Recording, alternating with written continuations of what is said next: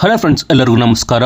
Welcome back to C Kannada YouTube channel. ಹಿಂದಿನ ವಿಡಿಯೋದಲ್ಲಿ ನಾವು ನೋಡೋಣ 2025ರಲ್ಲಿ ಬಂಗಾರದ ಹೂಡಿಕೆ ಯಾವುದು ಅತ್ಯುತ್ತಮ ಆಯ್ಕೆ. ನಾಣ್ಯವು, ಡಿಜಿಟಲ್ ಗೋಲ್ಡ್, ಆಭರಣ ಅಥವಾ ಫಾರಿನ್ ಗೋಲ್ಡ್ ಬಾಂಡ್ಸ್. ಎಲ್ಲವನ್ನ ವಿವರವಾಗಿ ನೋಡೋಣ.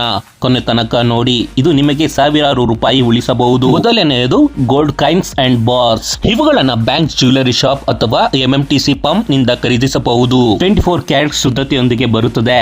ಹಬ್ಬ ಗಿಫ್ಟ್ ಗಳಿಗೆ ಉತ್ತಮ ಆಯ್ಕೆ. ಸಂರಕ್ಷಣೆ ಅಗತ್ಯ. ಲಾಕರ್ ಬೇಕಾಗಬಹುದು. ಮರು ಮಾರಾಟದ ಬೆಲೆ ಗ್ಯಾರಂಟಿ ಇಲ್ಲ.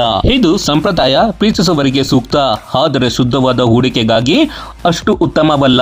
ಇದೀಗ ಇತ್ತೀಚಿನ trend digital gold. Phone pay, Paytm, Google pay, grow ಮೂಲಕ ₹1 ಬಂಗಾರ ಹೂಡಿಕೆ ಮಾಡಬಹುದು. 100% ಶುದ್ಧ ಬಂಗಾರ ಸುರಕ್ಷಿತವಾಗಿ ವಾಲೆಟ್ ನಲ್ಲಿ ಇಡಲಾಗುತ್ತದೆ. 2025ರಲ್ಲಿ UPI ಮೂಲಕ ಆಟೋ ಇನ್ವೆಸ್ಟ್ಮೆಂಟ್ ಕೂಡ ಲಭ್ಯ.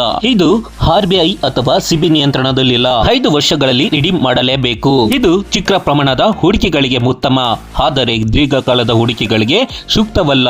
ಮೂರನೆಯದು ಬಂಗಾರದ ಆಭರಣಗಳು, ಗೋಲ್ಡ್ ಜ್ಯುವೆಲರೀಸ್. ಪ್ರತಿಯೊಬ್ಬ ಭಾರತೀಯ ಮನೆಯಲ್ಲಿ ಇದಕ್ಕೊಂದು ವಿಭಿನ್ನ ಸ್ಥಾನವಿದೆ. ತುರ್ತು ಪರಿಸ್ಥಿತಿಯಲ್ಲಿ ಲೋನ್ಗೆ ಪ್ಲೇಜ್ ಮಾಡಬಹುದು. 6% ರಿಂದ 25% ವರೆಗೆ ಮೇಕಿಂಗ್ ಚಾರ್ಜ್ ಇರುತ್ತದೆ. ಹಾಲ್ಮಾರ್ಕ್ ಇಲ್ಲದಿದ್ದರೆ ಶುದ್ಧತೆ ಅನುಮಾನ. ಇದು ಧಾರ್ಮಿಕ ಅಥವಾ ವೈವಾಹಿಕ ಉದ್ದೇಶಗಳಿಗೆ ಸೂಕ್ತ, ಆದರೆ ನಿಖರ ಹೂಡಿಕೆಗೆ ಸೂಕ್ತವಲ್ಲ.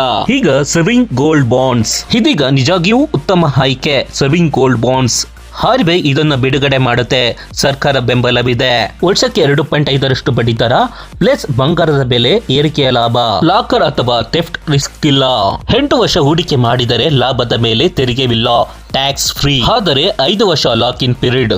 ಇದು ದೀರ್ಘಕಾಲದ ಹೂಡಿಕೆಗೆ ಅತ್ಯುತ್ತಮ ಮತ್ತು ಸುರಕ್ಷಿತ ಆಯ್ಕೆ. ಈಗ ಮತ್ತೊಂದು ಆಯ್ಕೆ, ಗೋಲ್ಡ್ ETFs ಮತ್ತು gold mutual funds. Stock market ನಲ್ಲಿ ಟ್ರೆಂಡ್ ಆಗುತ್ತದೆ. ಲಿಕ್ವಿಡಿಟಿ ಜಾಸ್ತಿ. ಇದು SEBI ನಿಯಂತ್ರಿತ, ಸುರಕ್ಷಿತ, ಆದರೆ ಬ್ರೋಕರೇಜ್ ಅಥವಾ ಎಕ್ಸ್ಪೆನ್ಸ್ ರೇಷಿಯೋ ಇದೆ. ಇದು ಮಾರ್ಕೆಟ್ ಅರ್ಥವಾಗುವವರಿಗೆ ಮತ್ತು SIP ಮೂಲಕ ಹೂಡಿಕೆ ಮಾಡುವವರಿಗೆ ಉತ್ತಮ ಆಯ್ಕೆ.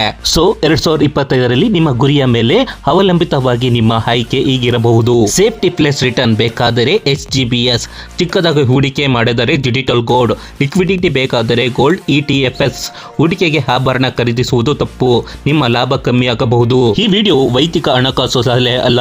ನಿಮ್ಮ ಅವಶ್ಯಕತೆಗಳ ಪ್ರಕಾರ ನಿಮ್ಮ ಸ್ವಂತ ರಿಸರ್ಚ್ ಅಥವಾ ಫೈನಾನ್ಷಿಯಲ್ ಅಡ್ವೈಸರ್ ಗಳ ಸಲಹೆ ಪಡೆಯಿರಿ. ಈ ಮಾಹಿತಿ ಉಪಯುಕ್ತವಾಯಿತೆ ಆದರೆ ಲೈಕ್, ಶೇರ್ ಮತ್ತು ಸಬ್ಸ್ಕ್ರೈಬ್ ಮಾಡಿ ಸಿ ಕನ್ನಡ ಚಾನಲ್ಗೆ. ಕಮೆಂಟ್ ನಲ್ಲಿ ನಿಮ್ಮ ಹೂಡಿಕೆ ಆಯ್ಕೆ ತಿಳಿಸಿ. ನಾಳೆ ಒಂದು ಹೊಸ ವಿಡಿಯೋದಲ್ಲಿ ಸಿಗೋಣ.